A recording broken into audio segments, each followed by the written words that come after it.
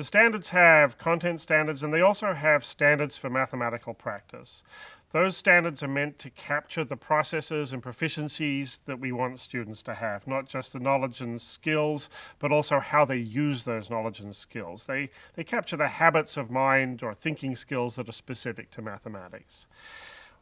One of those skills is the ability to construct arguments and to reason and to think about why what you're doing works mathematically. That's a very important part of the practice standards. Students who are going to go on to whatever career they go on to are going to need to be able to use mathematics in that career. They might just be using the mathematics in their daily life when they read the newspaper and see some complicated data display that they need to understand, or understand a claim that's being made on that data. They might be going into a scientific or an engineering profession where they need higher levels of mathematics. It doesn't really matter. They need to be able to reason mathematically. So that's a very important group of practice standards at the beginning. There's also a practice standard about modeling.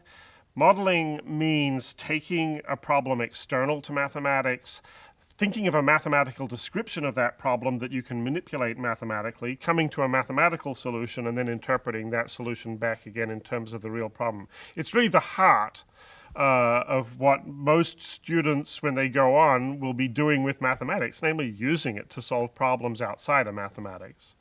Modeling in the high school standards stresses that students have to be able to apply mathematics to real-world problems and problems arising outside of the mathematics classroom.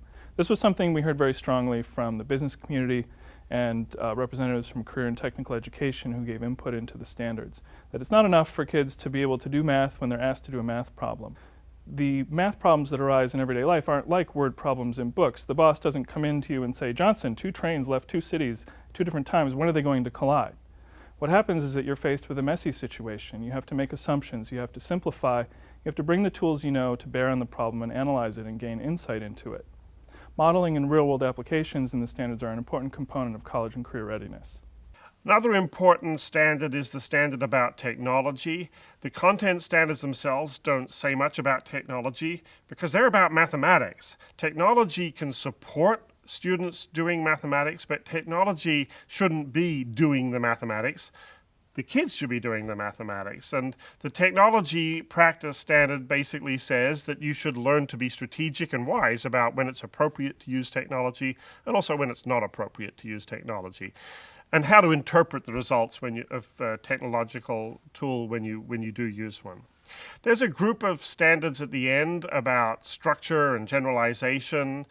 Those standards are really the heart and soul of mathematics in some sense, in the sense that when you look at a mathematical object, you want to be able to see it as having meaning, not just see it as something you have to sort of poke with a stick and hope it turns into what you want. So the standards about seeing mathematical structure and about generalizing are describing the sort of skills you want students to have as they work with mathematical expressions, equations, functions, geometric constructions. You want them to be able to see hidden structures, transform those objects into things that have a purpose and a use that they can be put to.